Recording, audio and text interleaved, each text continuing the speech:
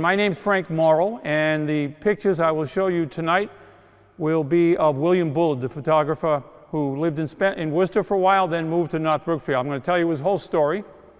I'm a retired U.S. history teacher, and so therefore I like history. And I will explain as we go through.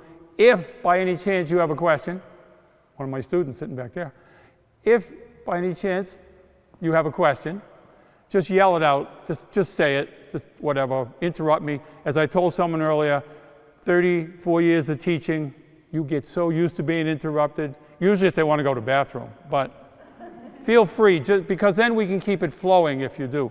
So let us begin right now talking about the photography of William Stewart Bullard. Featuring, and that's what we're going to do tonight, people of color in Worcester.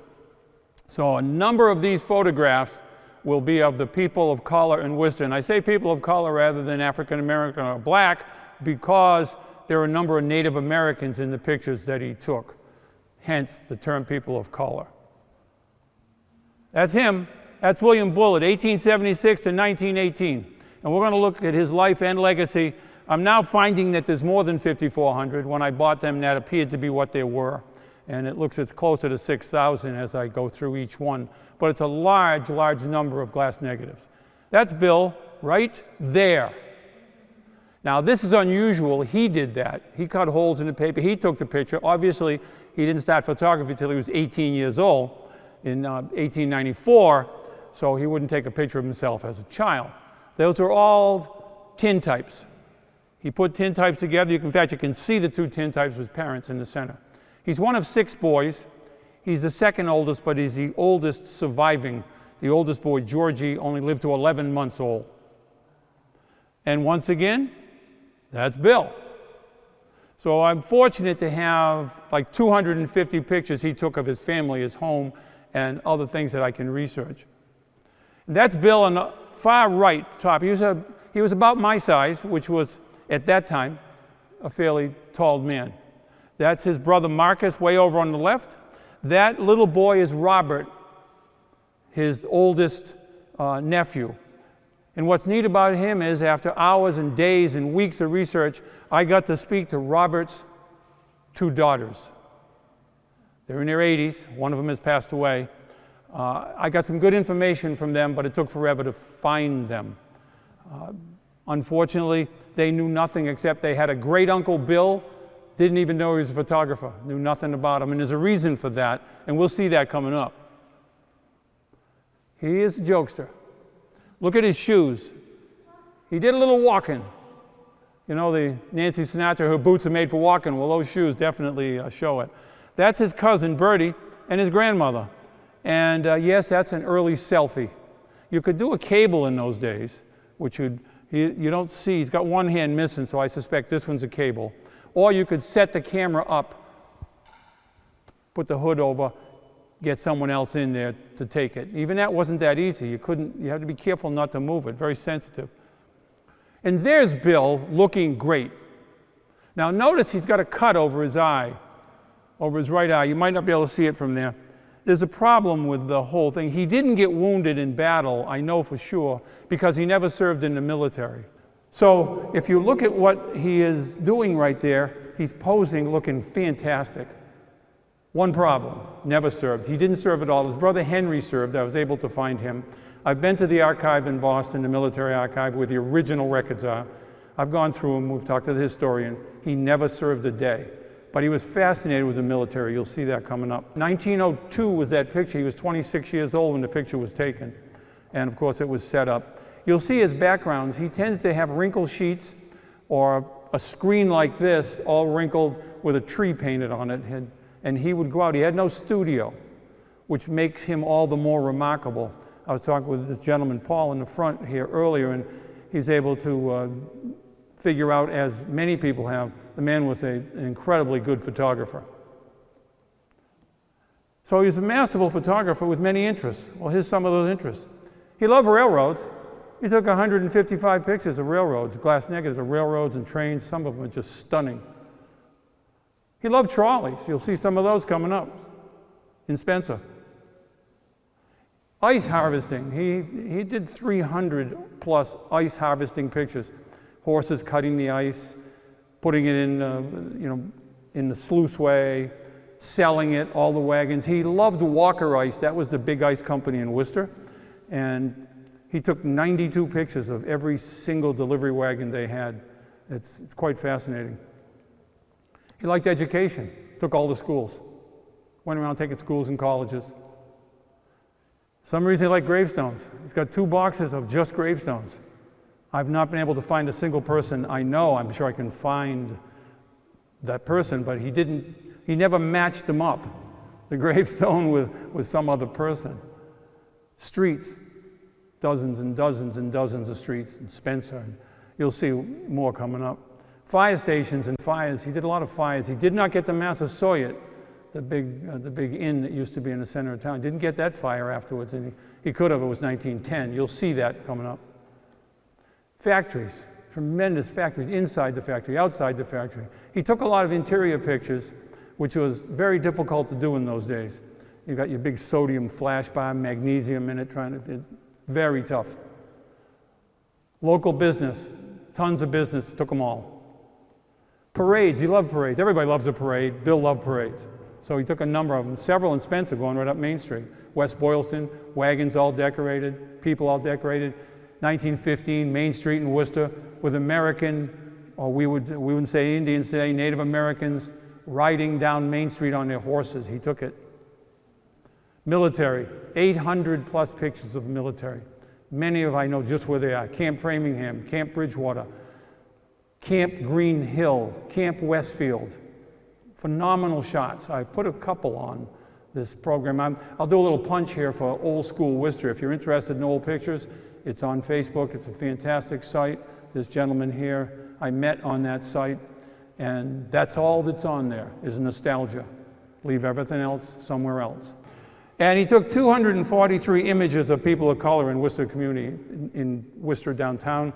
3 sections. The biggest section was all around Park Ave, where National Glass is, that whole area, Beaverbrook. That was number 1. The second biggest area would have been over North Ashland Street, over where John Street Church is, and I'm going to show you that.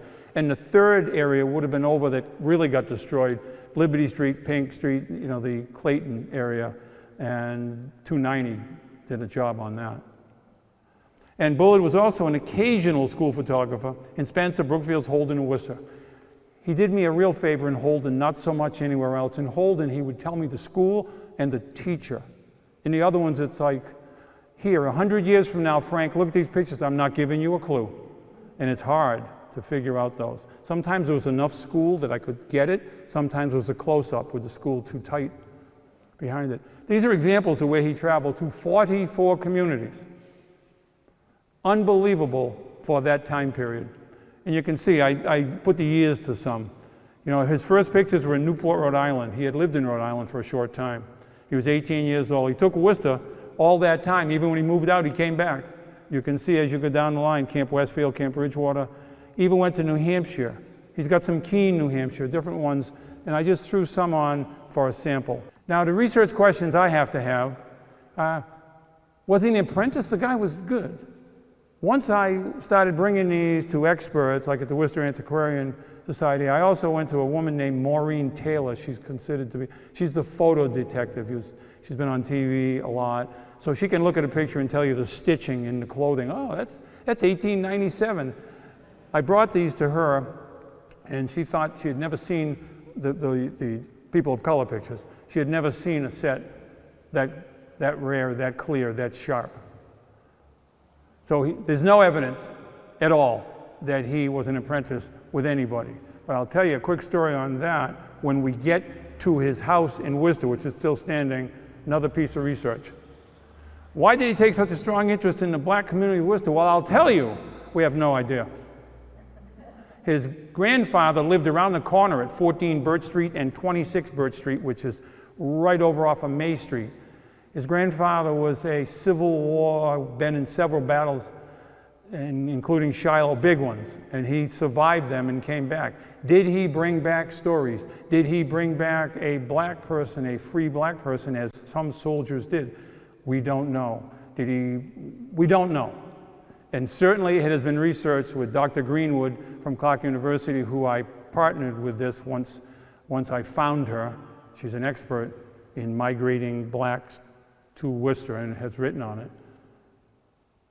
Did he frequently sell his photographs? Well, that one I can answer. In his logbook, which I'll talk about later, he kept a logbook, and it's so rare you can't imagine. And there are several instances where it's 15 cents, and he would write it. And he actually sold a 5x7 to someone, a picture, not the negative, for 75 cents, 1902. He sold that to Mr. and Mrs. Coles at 346 Park Ave. If you were to go there now, you'd be looking at Austin Liquor, whatever, State Liquor. That's where you'd be. Why and how did he travel to so many communities? Well, we don't know why many of the communities, even with research. We know Worcester, and we know Shrewsbury because it had White City, and we know he moved to the Brookfields. We'll see that later. So he'd go through Spencer. But why did he go to Troy, New Hampshire, to Marlborough, New Hampshire, to Keene, New Hampshire, to Buffalo? I'm going to show you a picture later at Niagara Falls that's never been seen before. I've got several pictures tonight that I've never shown before, and that one is stunning. It'll almost make you laugh and make you wonder. Don't know the answer, but I do know how he did. I've listened to the people who have told stories about him riding his bike around here. There goes Bill with his bike, everything strapped on the back. He went by trolley and by train, by wagon, by horseback. Amazing to think his early traveling. Remember, he's taking pictures in the 1890s. There's not a lot of possibilities. It's not till 1893 that they even electrified the trolleys in Worcester, so he's moving around by wagon a lot, or walking. You saw his shoes, so he's doing a lot of walking. These are my goals for research. They were simple. I want to preserve history, and I want to locate descendants, because there's nothing better. I'm going to tell you some stories as we go on. These are the research avenues. Where did I look? Where do you look? Ancestry.com, we all know that one. Fold 3, that's the military one. You know, you get a flag when someone dies, and it's always folded in a triangle. That's the name of the actual site if you're looking up military, all the way from the French and Indian War. Black newspapers. There was a large black newspaper in Boston, and it had a section called Worcester Whittlings. A lot of good stuff there. Registry of Deeds, libraries, city directories, street directories, and etc. Church records. A lot of churches kept a lot of records, and there were a lot of churches. Interviews with descendants. Jeanette and I went all over Massachusetts, certainly. We went to D.C., we went to Maryland. So we definitely did some, and Jeanette went down to Camden, where many of the blacks had come from, and actually found the mulberry plantation. We'll talk about that a little later, where they actually were slaves. Many of the pictures I have, the people were born into slavery. Remember, the pictures are 1900. They weren't free till January 1st, 1863 in the South.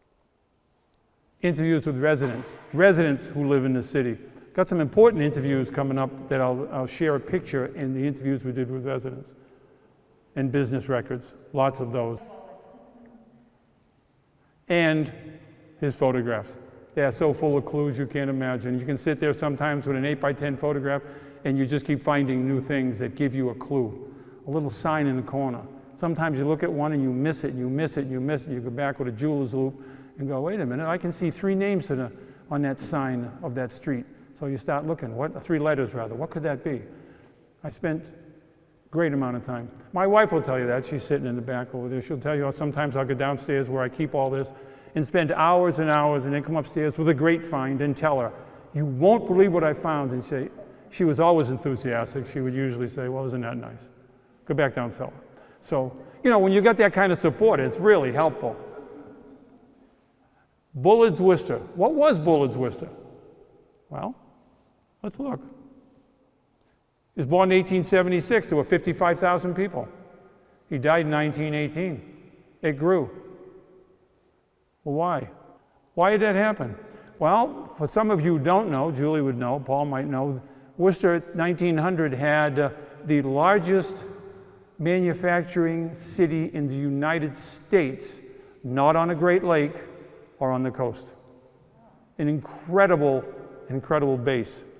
Most people don't know that. It had the largest corset company, there we go, Royal Corset, down by Clark University. Now it's, my wife said it went from corsets to condos. That's exactly what it did. It's now condos. Largest abrasive company, we know that, Norton's. And that's in the world. Large influx of migrants from Europe, and that made a big difference. Then they started building. And we know up and down the hills, and near where St. Mary's High School was, up and down the hills in Vernon Hill, 3 decades. And a huge and rapid change in technology. So cities that were busy grew.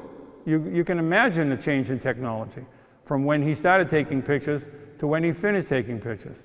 You know, you started getting things like telephone and electric light everywhere, and you started getting cars and buses and trolleys, and what a difference. And indoor plumbing even. This is a fact I always find amazing. In 1918, and I'll tell you that's true because I counted every single one of them, there were 114 churches in Worcester. By 1925, there were 126. But remember, there's kind of a reason. People didn't get around very much, so there were a lot more local small churches.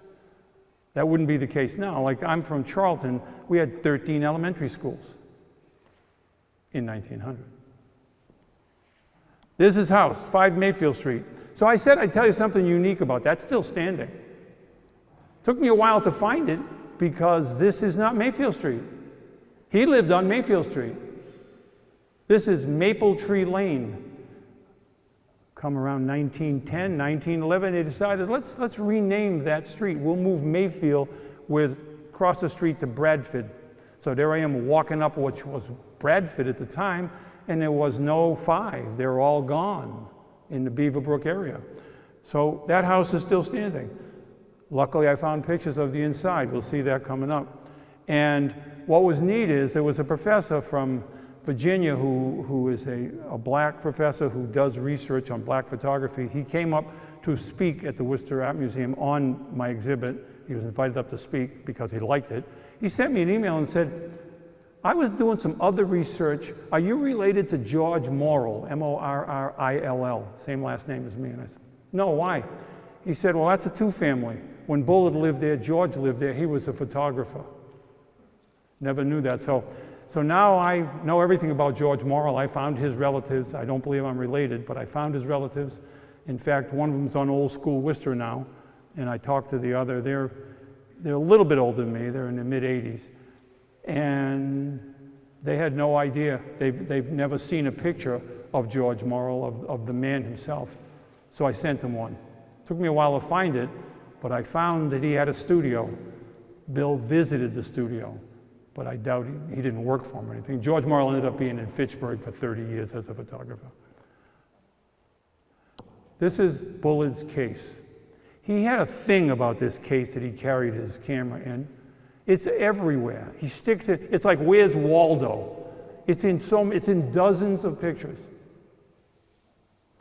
He even stuck it in the snowbank. That's Bullard Road in North Brookfield. No houses on it, now it's loaded. But he was at this end where we are of that road. It was called Bullard Road because there was one house at the end, Bullard's. There it is. Let's take some soldiers at Green Hill. We'll stick it there too. Oh, why not? But luckily for me, he stuck it right there. And then I saw it 2 years ago, just before the pandemic hit. And I was looking at interior pictures, and you don't know anything about an interior picture unless you get a clue. I saw that, and I said, do not tell me that's the house at 5 Mayfield Street. So naturally, I got in the car, and I drove to 5 Mayfield Street, knocked on the door, and talked to the people. They let me in. It didn't change that much inside. The following pictures were inside that house, and it still looks like it. Is the stove there? What? Is that stove there? No, I wish the stove was there. No. The doorway is there. The stove, the hole is blocked up, but you can see it. They changed one small wall. That is a double door you're looking through that slides, still there. The woodwork is painted. Everything is the same. Now, that's looking in from another angle. On the left in the back, you'd be going into the kitchen. You can still see the stove. Don't know the person, but look at that photograph. That's how I know that in this next picture, there's the photograph in the far right. And then I was able to find these two guys. The guy on the left is his brother Henry. The guy on the right, when they were living there in 1900, 1902, this is 1904. And that guy on the, 1902 rather, the guy on the right is Herbert. Only 2 pictures of Herbert. I have all his brothers, but only 2 of him. And Henry went in the military, the guy on the left, and he keeps showing up. He followed his brother over and kept taking pictures. That's the idea where he was getting the uniforms, I think. And take a look at that picture up there. It's a boat scene. And just kind of tuck that away in the back of your mind. I had to use that to prove something else. Just remember that picture, it's an oval. This is Bullard's Park Avenue. This is our Park Avenue here. Nothing left. All the way to Chandler Street, not a single building remains. This is Bullard's May Street. See the house with the triangle on it, the peak? Still there. Everything else is gone. He lived that 3rd car up the street, 1, 2, 3, it's kind of in the distance. To the left of that is where he lived. That's Mayfield Street, 2nd house in. Today it's Maple Tree Lane. Just for some of you who don't live in the area, just to give you a frame of reference. And then 1908 came along. He took a lot of pictures and he moved to this house, which has now collapsed into the cellar hole and there's nothing there. But that's the house on Bullard Road. He took a lot of this one. There it is on the right. Where I'm standing, behind me, a half a mile behind me around the corner is Brookfield Orchards. Give you an idea of where this is. There he is. That's his brother Charlie. Well, Charlie's going to pop up again. You'll see that's his younger brother Charlie who lived there with him and the family. And that's the 2nd child. That's Robert, the little boy. That's his little sister. She never married. She lived in that area until she was about 90, so many people knew her. She didn't know Uncle Bill much either, a little bit. She knew him a little bit. And there she is in the wagon. He took a lot of pictures of her. That's his grandmother in the kitchen. That's his study there. And how did I know that? Well, I wasn't too sure because his case is in it. But if you look in the top left-hand corner, that's his framed picture of the first picture I showed you of his house. And if you look at the next one, that picture over there is the 1874 Civil War statue on the Common in Worcester. And these pictures are so clear. The negatives that he took are so stunningly clear, even 120 years later, that with a jeweler's loupe, you cannot imagine the clarity. You can read the books. Those are history books on the shelf. You can read them. You can't pick them up and read them, obviously. I'm kind of referring to the title here. Living room. And, little drum roll, please. Here it is. There's that picture. So that was the clue that I knew where that was. You start putting the pieces together. It's a giant jigsaw puzzle. And this is a cool shot. I was confirmed of where, I got a confirmation of where that was from one of Evelyn. Evelyn was the 3rd little child, and she had 2 daughters, one in Florida. I spoke to her, I sent her the pictures. She had come to the house. She didn't know Uncle Bill. He's long gone when she was born. And she had come to the house many times to spend a week with Uncle Charlie. And she knew the house inside. And I sent the pictures and said, just tell me what you think. I didn't tell her anything. And she described where all the pictures were for me because it was part of her teenage years. And that is him taking a picture. Now, I put that on Old School Worcester and a big discussion ensued. Do you remember that discussion, Paul? People telling me he's behind it, that you can see his foot, that he really is behind there. I'm here to tell you he really isn't behind there. Looking with a jeweler's loupe, he really isn't behind there. And the reason that I know is because in the front with a jeweler's loupe, right behind the camera, you can see a big round flap of cloth. That would go over you. So you couldn't have it in front of you because you then could not put your head in there. But I can see how people would think so, though, sneaking in there. And this is unusual because it's a school bus. Yeah, pretty cool. That's a school bus in East Brookfield. And why is that significant? Because one of the little boys there is going to show up later. I do not know which one. I have a way to find out, and I don't know which boy. But one of those boys who got his picture taken that day grew up and bought all the negatives. And I bought them from his grandson. One of those boys, Bill took his picture. And this is a death certificate, and I find this to be, he died by his own hand. He hung himself, and he hung there for 3 weeks until they found him. His brother Herbert, the two boys you saw, his two brothers, they found him, not too far from his own property. And the difficulty then was, of course, he traveled a lot, so it took a while before they even looked for him. He was very despondent. He wasn't taking pictures after 1917. He didn't take pictures. I have none in 1918. And his obituary said he had lost the ability to ply his trade. He was ill, I don't know what, and his mother had just died. He lived with her his whole life, and he was despondent over that, and he took his own life. Yep.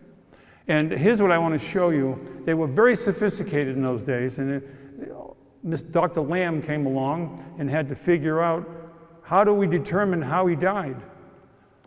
Look at the word right there. He viewed it. Well, if it's a man hanging for 3 weeks in a tree, you don't need an autopsy. So that's how he died. Here's the preservation of history right here. William Bullard had all his negatives, 24 years as he took them.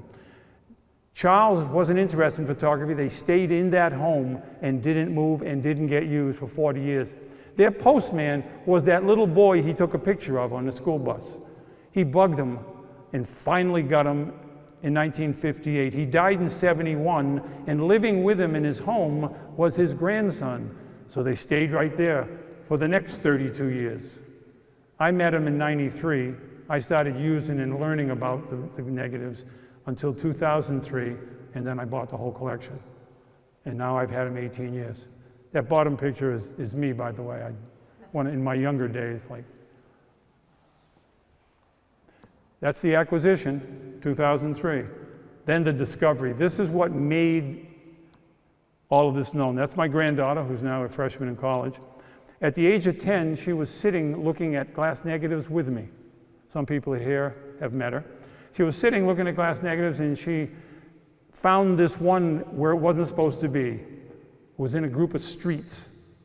And she held it up and she said, "What's this?" And I looked at it, and I could tell from looking at tens of thousands of them. I said, "That is a black lady, a Negro, an African American." It was a teaching moment, and I could explain that to her. And I said, "I have no idea why it's in there, put it aside." Months went by, and she looked at it again and turned it over. And she said, "As you can see, there's 76 in the corner. It doesn't look like that. I put that there to show you where it was." I cannot to this day see the number 76. But if I take out the jeweler's loupe, I can see it. She could see it. Thank goodness she saw it. Because then I said, wait a minute, I don't know what that means. And I started thinking of the papers I bought with it. There was an account book that came with the collection. And Bullard identified 900 of his negatives by writing them down and scratching a number in the back. Now, this collection of African Americans is rare enough that there is not another one that large in the country that we've been able to. There are bigger African American collections in 243. There are some that reach 800 or 900, but they don't know who anybody is. I can identify 80%. And when you can do that, you can tell their story forward and backward. There are hundreds of images, 100 plus images of streets, homes, and buildings in the community to do with the blacks. 250 images of William Bullard, his homes and his family members. His logbook documentation identifies and connects the images and the community. It's just incredible to have this. It always opens a lot of doors. His autograph book, I also have that. And that's handy because people signed it and said where they lived in his neighborhood. That's how I found out where his grandfather lived. He signed it and put his address on it. That's why it's an American story. That's why we had a big exhibit at the Worcester Art Museum, and that's why it's gotten even international. Pieces of this exhibit showed up at embassies in Africa because it's that rare. And I'm thrilled to be able to continue to work with it and bring it to people. The biggest thrill I have is with descendants, finding descendants and giving them a piece of history, their history. That was it right there. Rediscovering American community of color. This is, I'll give you a quick run through. Jeanette Greenwood, Professor Greenwood was on the left. Nancy Burns was the curator of prints at the Worcester Art Museum. We had 3 full rooms and a hallway, and it ran for 4 months. It was really quite amazing. That's the logbook. They put it in a glass case because that is kind of the Rosetta Stone. That has to be locked up. And you see people just milling around. It was a big opening. And that's the logbook there. And here's a page from the logbook. That's his writing. And see the number right there, 221. Ike Perkins. There he is. That. Did they let you keep the frames? What? Did they let you keep the frames? No, they recycle the frames. I have my own little frame shop. I do my own framing. But they do recycle them at the Art Museum. That's Ike Perkins. We're going to tell you a lot about him. They actually built a case to hold a whole bunch of negatives so people could walk up, and as you approached it, the light would go on so it wouldn't stay on all the time. Fluorescent, of course. And this is Blanche and Lena Jackson. I've gotten to be a friend of the granddaughter of the girl on the right. The girl on the right, Lena, her grandmother was a slave, born a slave, wrote a Worcester slave narrative. That little girl on the right, that's her daughter, Laura Pearson. Got to meet her, interview her, get her on video. She was outstanding with her memory. She knew so much. She died at 94. She died 2 weeks before the exhibit opened, and she was a big help to get us to an exhibit, and it was very sad. Outstanding woman. And this is her daughter, the granddaughter that I talked about. She's done some talks with me. Bonetta on the left, and she's been such a big help. I was talking to her today. On the right is Dr. Deborah Willis, who is the U.S. leading expert on black photography. She's written 28 books on it. She came to Clark to do a talk on these negatives. She was that impressed. She wrote on the back, that catalog she has in her hand, she wrote one of the clips on the back of it for us. This is a great shot. The little boy you see in the back, those are his grandsons. I did an NPR walk around for 2 hours of the neighborhood with the gentleman on the right, Nick Schuyler, the one on the right. They had never seen any of that. They did not know the history. And there's their family right there. Those are descendants and their spouses. And there's the picture right there that we just saw hanging on display. This is a great shot. This is James and Jenny Johnson because they're part Narragansett, part Nipmuc, and African American. And what was great about this is he took a lot of this family. Unfortunately, James died shortly after this. And so he took the children. Oh, I'm sorry. I want to back up and show you that one. See it? 190. It's backwards. That is the actual number. That's one of the largest ones he did. Somewhere a 1/16 of an inch in height. Really challenging to see. You have to turn it. It's in the emulsion side, so you have to keep turning it to light to catch it so you can see it. That's again Jenny, the mother, with May on the left and Jenny on the right. John Street Church. It's still there. That church in the middle. It was a great shot because the 2 children on the right are black and the other 4 are white. And whites did attend that congregation. It's been around 140 years, or a little bit more. That's quite a church right there. That is where Martin Tire is on Park Avenue right now, kind of across from National Glass. That was what you see, the Bethel African Methodist Episcopal Church. And that's their pastor. He lived on Parker Street. His house is gone, but he lived right around the corner. This is always a challenge. All we know is it was Green Hill, a black soldier. There was no such thing. Soldiers were not mixed together in training ever. So I'm a little curious. We haven't been able to figure out who this gentleman is. And now I'm going to show you a picture now no one's ever seen. This is one of my latest finds. Well-dressed, very dignified, also at Green Hill. No idea who this person is. And of course, there was no integration of the military until Truman integrated them after World War II. So they served separately, and we're going to see that coming up. Now you look at that little boy on the right. I love this picture. Don't know who it is. It wasn't one of the identified ones, but he's not happy with the picture. I think it's more than not happy with the way the mom and dad dressed him. You could often not tell boys from girls then because boys wear all kinds of fluffy shirts. This is a great shot. This is Claude Clark. He took the whole family. He knew the family, took the whole family. This is on 13 Dover Street, right behind Price Chopper, which is right near the corner of Elm Park, Highland. This is the street behind it. House is still standing, no porch. This was his little brother Leo, who died weeks after this was taken and looks ill. They couldn't join things like the Knights of Pythias or any other group if you were black, so they started their own clubs, fraternal clubs quite often. This was the Knights of Pythias. He's in uniform, and what's great about this shot is we do not know who it is. What's phenomenal is this is a man holding a little baby. It was almost always a woman with a little baby. It's a great shot. That was in the exhibit. And here's Reuben Griffin, one of my favorites. He served in the military Spanish-American War. He was wounded. He was in Company L of the 6th Regiment, which was black. Company L was black.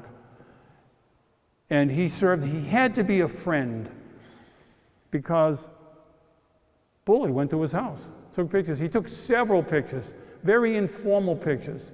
And he didn't take that many inside, but so we think he was a friend.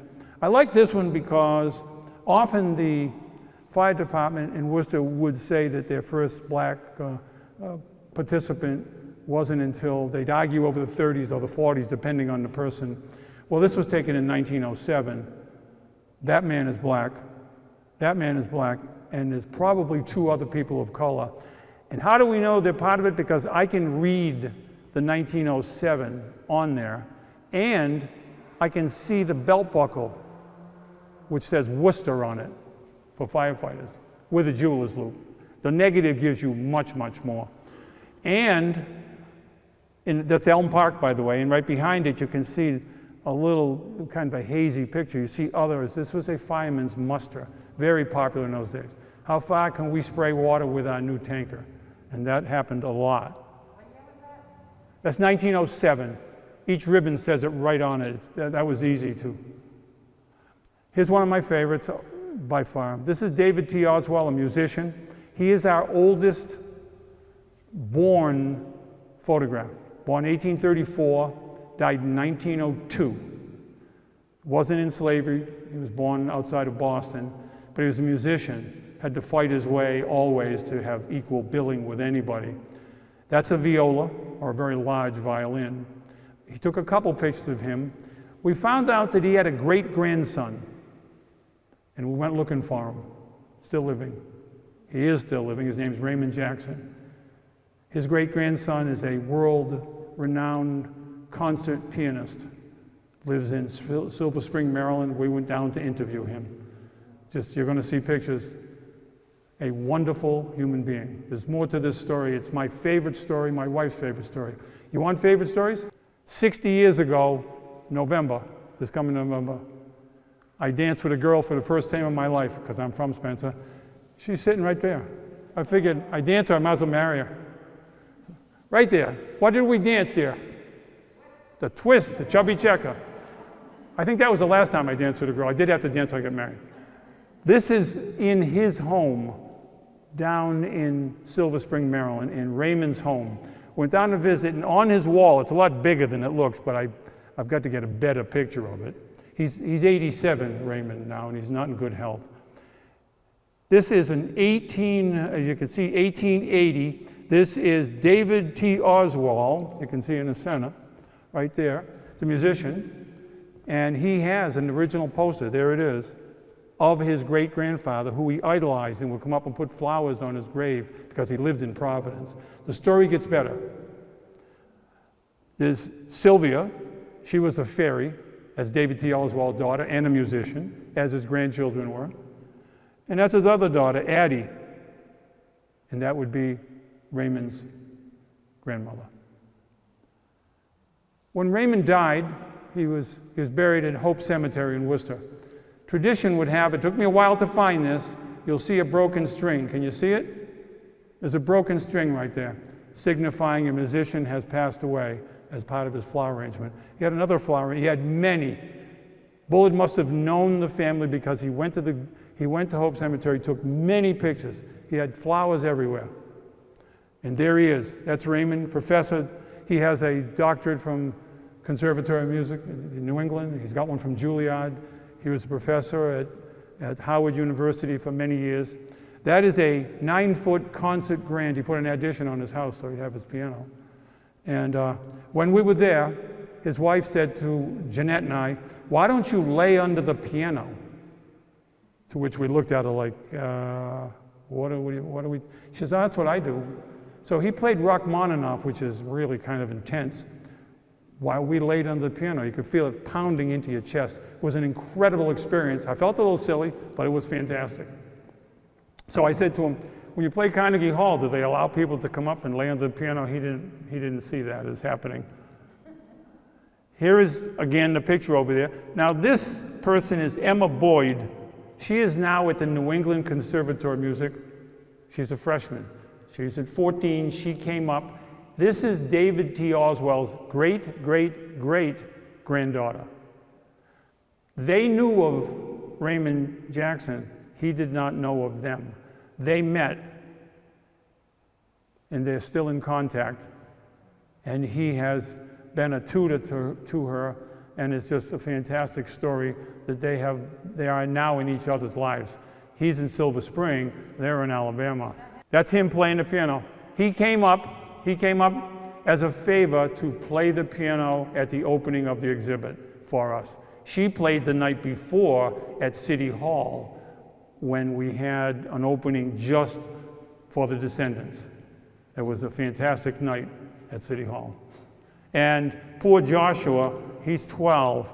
He is an accomplished musician, but compared to his sister, you know, he's going to have to struggle because she played that night. It was stunning. Bring tears to your eyes. She was just that good.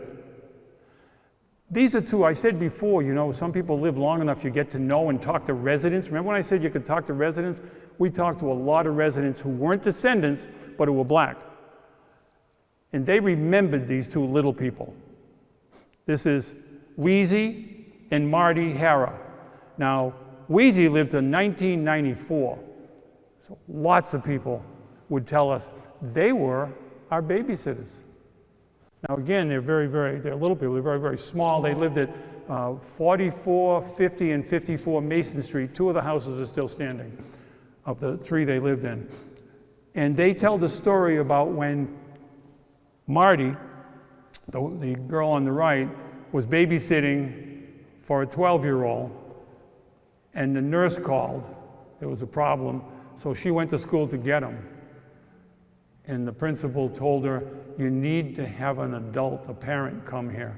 Didn't go over very well. The story was that they never said that to her again. So, yeah, it's just so many stories, so many, dozens of stories about these two, mostly because she lived till 1994, and we're talking to people in their 40s, 50s, 60s, 70s, 80s, 90s. That's their mom. She was packing up to leave. It's a great shot. It allowed me to find out where they lived because in other pictures I was able to get that banister down at the bottom with the broken board and the holes, and I was able to match them up because the other one had the address on it, and that's how it's done. This is 54 Mason Street right here, this particular one. Now this is a great story here. This is Rose Perkins. She was not born a slave. She was one of the youngest in the family, but she was born 1864, almost, might as well be. Her two brothers, Edward and Abraham. Edward, on the left, married Celia Perkins, number 76, the heavyset lady. That's her husband. They were slaves together on the Mulberry Plantation, which is still standing in Camden, South Carolina. The man who owned them was a man named James Chestnut, a U.S. Senator from South Carolina. He had 3 plantations. He ended up losing much of everything. He gave up being a senator to be Jefferson Davis's chief of staff, made that switch. Of course, the war didn't end well for them, so he didn't do well afterwards. He had 500 slaves on that plantation. One of the slaves he had was a guy named King Perkins. We have looked at and have copies of the actual slave manifest with their names, with the lists of his slaves. To look at them. They're on it. She died in 1950 in Worcester. She ended up owning her own home. Check their shoes. They look well-dressed, but those are hand-me-downs, they're tattered. Look at the shoes. That is exactly the kind of thing we would find all the time. They wanted to be seen like everyone else. This Rose got her own bike. That's Ike again with his bike. Ike was kind of a messenger guy. You can see one in his pocket, and you look at the handlebars on the bike. There's a huge biking craze at this time. But I have to tell you about Rose and those two. I had on there on the last slide, they had a large family. Well, King did have a large family. King was born in 1802. I don't have a picture of him. I have a picture of him, but not in the Bullard collection. He was a big deal when he died. Even in the South, he made the front page when he died, because he died in 1912. He was 110. He saw it all. And I think he did it all because he had 23 children. His wife didn't live as long. I think I know why. But 23 children, of which Rose was one of the last. And she moved to Worcester. This is Kim Perkins, fourth grade teacher in the city of Worcester. The people you saw are 5 greats to her. King Perkins is 6. She has her whole history. He took 30 pictures of the Perkins family. For her, having never seen one, it has been great. We have a documentary we're working on, and she did an interview for it, her and her daughter, and they're just very grateful. And she wanted the pictures. I blew some up for that exhibit, and she took that one. But it's pretty fascinating stuff. She's not a Perkins now. This is what you might think, it's a flower. That's a flower arrangement. And I said, gee, when I was researching, it looks like a football. He looks like he's got a football jersey on. Well, he does. This is Howard Beckton. He died at 18 years old in 1902, September 30th, 1902. Acute nephritis. Infection in the kidney, I guess.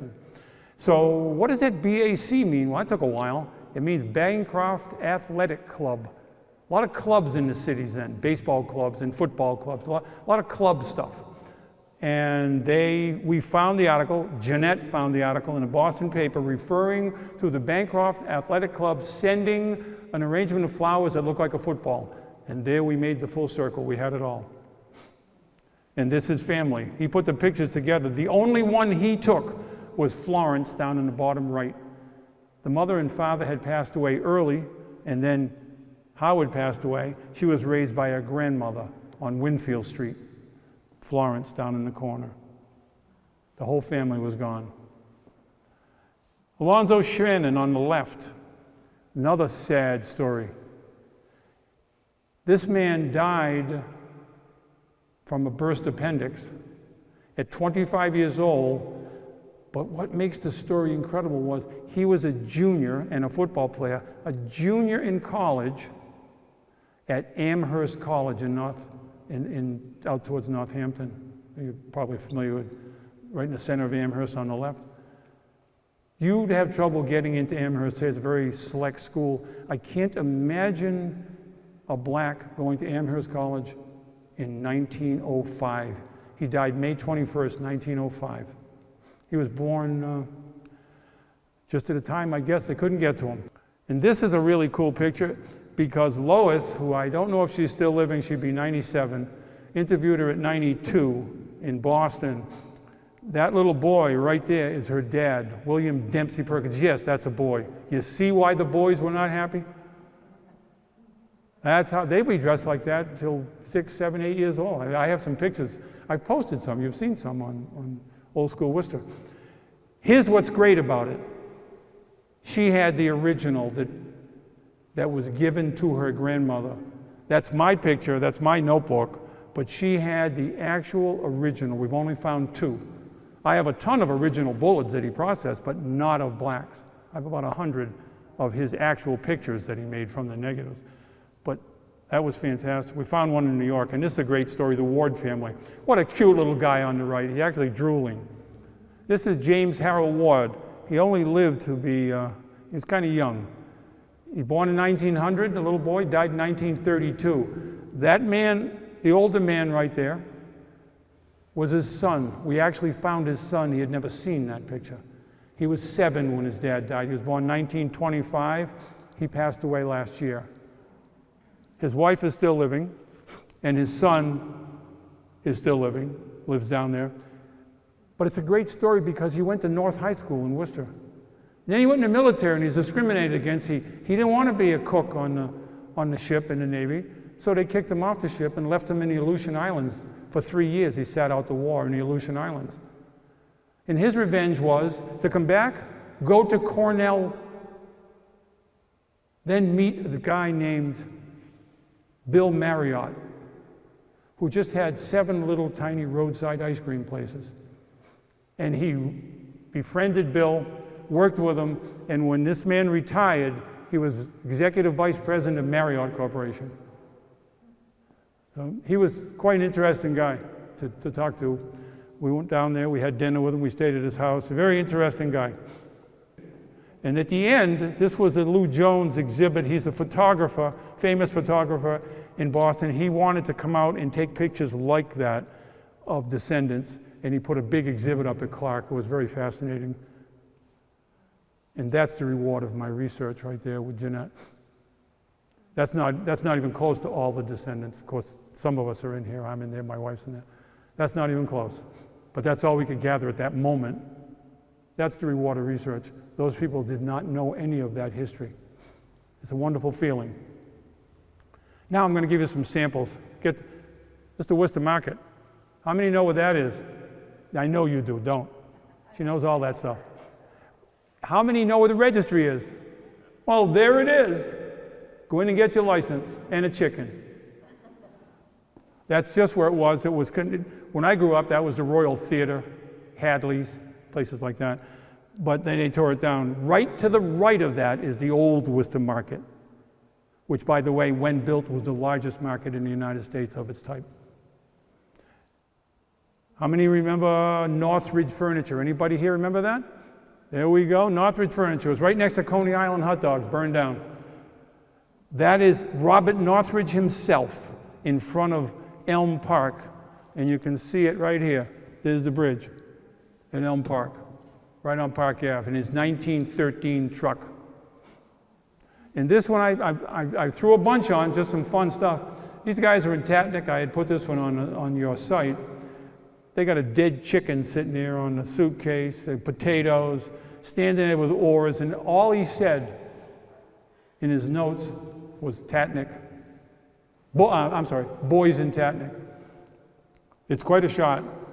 And there's so much to see there. You can blow that up clear enough to read the label. No one's ever seen this one before. I just found this one. There's a boy with his BB gun. Giddy up cowboy, as my wife said. Go get him. I mean, really. Just riding the bull. It's a great shot. That's 1900. Tatnick. But I don't know where in Tatnick. See, when he said Tatnick, he had boxes of Tatnick. Tatnick was a farmland. It wasn't what you see today. That was one of the, it's still got some pretty open spaces as you get towards Holden. This is the Blodgett Fruit Company. And I love the sign because even then, you know, an apple a day keeps the doctor away. Look at that sign right there. Nature's remedy. Yep, just eat those apples. Now, you might not recognize where this was, and you're going to try to tell you. It was on Park Street, 65 to 77 Park Street, several buildings. Big fruit company. Doesn't mean a thing. It would to Julie probably, but Park Street is now today Franklin Street. It's not Park Ave, Park Street. Went all the way down to Trumbull Square. Now here's a picture I've never shown. That's the Niagara River. That is, because again, I got the name, that is Bill Bullard sitting on a chair, and you'd swear he's about to be swept away. That's solid rock he's standing on, and the rock is connected further over. And why would you do that? That's what he was like. He's got some really strange pictures that he's taken. That's an incredible shot of that river. This is really this is Mr. Rand and his little granddaughter. This is also taken in Tatnick. He lived at 14 Tuff Street. That doesn't mean anything to me, but Tuff Street went across and connected near Parker, which is right aside of National Glass. It's gone. There is no Tuff Street. If you go up the street a little ways on Park Ave, just before you get to Boston Donuts, stop, look to your left. You can see where the street went. There are street lights out in the middle of the bush and everything out there. You can still see it. But they took it out in the late 50s, early 60s, but you still see evidence of that street there. And this is little Ellie Dunkerton. I put it on because he took a lot of this kind of just pictures. He took, like I said, over 300 ice pictures, and this is a great one because all three guys have a block of ice. And again, the bike craze was incredible. I know the names of 3 of those boys from a different picture. And then, of course, they played baseball. Check out the baseball in that little boy's hand, in his right hand. Today, if it gets a tiny scuff mark on it, they throw it out of the game. This kid guarded that with his life. That's the West Side Ball Club. That's what he called it. Now, there was no way to get an excavator in those days. They dug with wagons and shovels. They were digging a hole. How big was that hole, you ask? That big. Right there. It's known as Wachusett Reservoir. With wagons. They would put a railway in, temporarily. They'd fill the wagon to dump it in the rail car, and out it went. And then they would take it away. Now, the church, you can see the church. I think you're all familiar with that big stone church. Everything else is gone. This is all water. That's all that's left. He took pictures of this whole area. He took 18 shots of this that are phenomenal, with the streets in place, with the buildings in place, and then slowly looking like that. Now I saved the best to last. You're from Spencer? That's the book that my granddaughter and I had worked on of Spencer. This is the Massasoit, which sat in the center of town. I'm familiar with it because I had my wedding shower there in 1965. Then it burned down. I had my wedding at the Leicester Country Club. Then it burned down. We had a party for when my wife got pregnant at her friend's house and at her parents' house, and then it burned down. So this is all true. And then we had at the American Legion, what did we have at the American Legion, dear? Was that shower for Steve? Or? Baby shower. But we weren't there very long, so only the kitchen burned. So you lose a lot of friends when that happens. This burned down, that's a Bullard photo. That is not. That's not a Bullard photo. He never took a picture of it. I would recognize it in a second. I've looked at every single negative at least once. That made it turn into what you saw when we grew up. When I grew up, it was 3 stories. They took the top story off. If you go out near the Black and White Drive-In, that's where I grew up. I grew up across the street. My parents built the Black and White and sold it and retired in '68. So that's my upbringing is out there. That is a schoolhouse. It's still there. It's a home. They haven't added on to it much. That's what it looks like. It's around the corner from the Black and White, only they moved the road, so it's now 400 feet from Route 31. It's tucked down inside. That's Cherry Street Station when it looked nice. Kind of looks like that now from a distance, but it's hurting, as you all know. That's the center of town. That's the Mason House on the left, kind of an inn, boarding house. Ebenezer Mason built that. And those are the famous elm trees that lined Main Street forever. And then Dutch elm disease came over in the 20s, and by the time it got here in the 30s, it took them all out. wiped them all out in many towns. That is Isaac Prouty boot and shoe. You don't think it's too big, except that is one of 5 that just kept going back. I counted one. I have a postcard from the back, and the other night I counted the windows in the last one. 256 windows, and that's on 2 sides. I'd like to have the window contract, and an Anderson renewable on that baby. They tore it down in '64. It became Cleven's shoe, and they tore it down. I'm sure there are many people in town. Some of my wife's relatives work there. I remember it. I graduated in '62, so obviously I remember this. And this is a unique photo.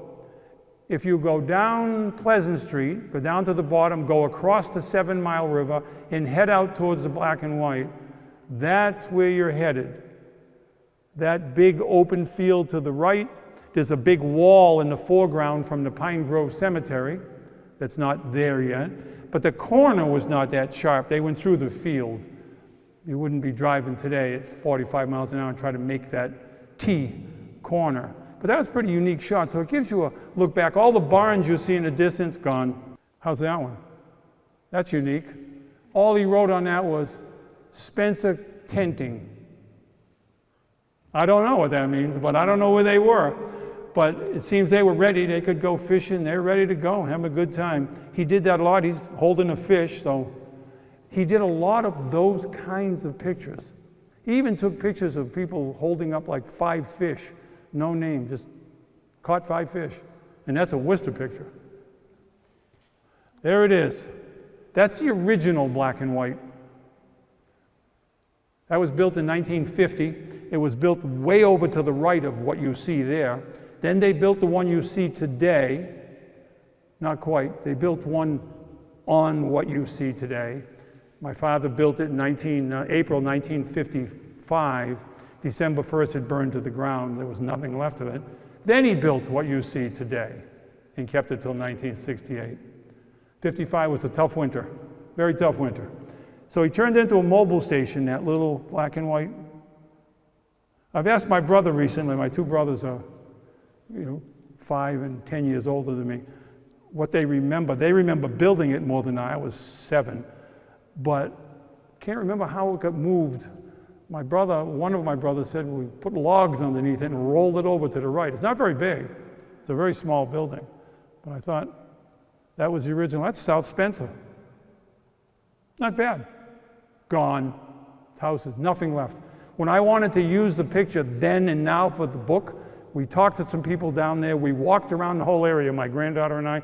We could not find a picture we could even take from the same angle that you'd see anything. It was impossible to use that photograph, unfortunately. Well, this is the beginning for me as we get near the end of the presentation, because in the top right of that house, the last window over, which is blocked by the trees, my grandmother was born in that room. That is the Elias Howe house. She was born there in 1885, and that Elias Howe house, the original house is on the left, and they added on. Right now, there's just stones. There's a big marker and a stone foundation. And my grandmother used to tell me about going across the street, there's a waterfall, and I don't know what it looked like in her day, but I took her down there in her later years, and we'd sit there in the car, and I remember her telling me about it. She said, we didn't have indoor plumbing, we didn't have indoor bath. We'd go over to the stone bathtub across the street, and all it is a big spillway with stones around it, and jump in the water. Howe Park. I have another picture of it from a distance right here. That's a really nice shot. Same time period. This one is a really good bullet, and he can prove it. There's his case again. He loves having that case. And this is the Baptist church in Spencer, directly across from the old David Prouty, where I went. It's now housing. Senior living at David Prouty. What used to be my gym is now someone's living room. That was a beautiful church on the corner of Linden Street. It's gone, there's a house there now. There's his bag. This is a great shot. That's your original town hall, not this one. And you can see January 26th, like everything else, it burned down. They built this one, but it's quite a story behind that because watch, you'll see. There's the Methodist church up there. There's a house with columns right there, but see that Methodist church? December 13th, 1943, burned down. So the one you see there has been fixed up several times right up here. Well, right where you people are sitting was that house with the columns. They're sitting right there. Because they had to move it over, you'll see from the next picture. See, the fire station's still there. You can drive up that driveway facing the fire station. Not happening. They moved it over, took the house out. Here's a trolley I promised you. This is the Worcester Trolley. Most of the trolleys would put cobblestone around the tracks for security to keep them tight.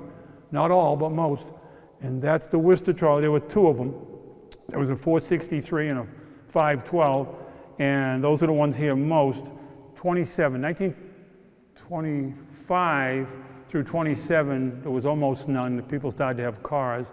And then by 31, there was nothing left, covering up the tracks.